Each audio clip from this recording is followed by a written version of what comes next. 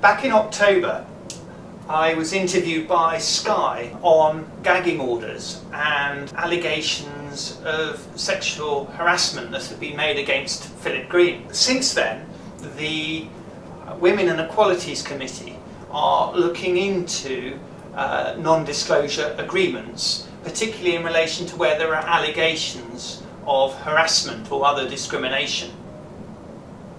I thought that I would just explain a few points that I think are important on this particular topic.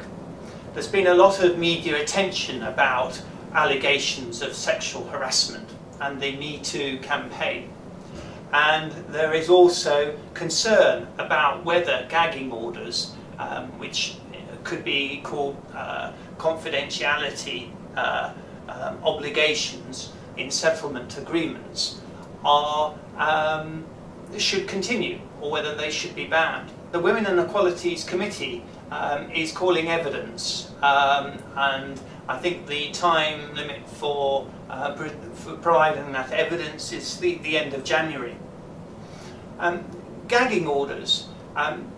Gagging orders are effectively clauses in confidentiality agreements, which could be settlement agreements where people have complaints and they decide that they will waive those complaints. Usually an employer would make a payment, but there would be a clause that would preclude that particular employee or ex-employee from being able to speak out about the terms of the agreement and the terms of their departure.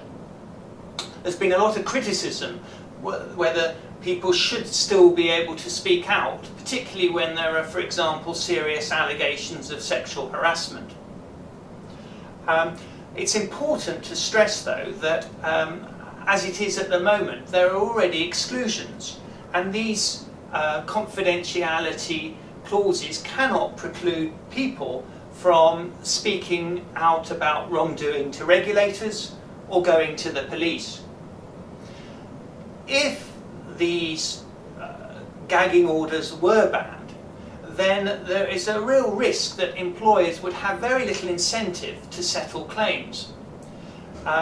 If they couldn't have confidentiality, then there would be no real incentive for them to settle. They might as well fight through to court.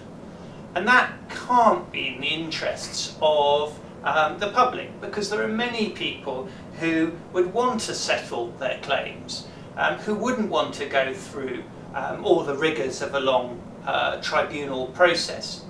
And therefore it's very important that we have that in mind when we're considering whether there are changes that need to be to these gagging orders. Finally, I'd like to say that I think the most important issue here really is ensuring that there is access to justice. And by that I mean that if people have got complaints against their employer, for example, discrimination allegations, and they feel that they have a genuine claim, then they should have a choice about whether they wish to settle the matter or try and reach a deal with their employer, or be able to go to court. And that should mean that justice is accessible. It should mean that they don't have to wait months and months and months to get to court. We have to think about costs. We have to think possibly whether there may be other ways in which people can resolve claims, for example by having shorter hearings on particular points, off-the-record discussions, through the court system. All these things need to be thought about, and I think it's very important that we focus on these issues rather than the narrow issue about whether gagging orders should be banned.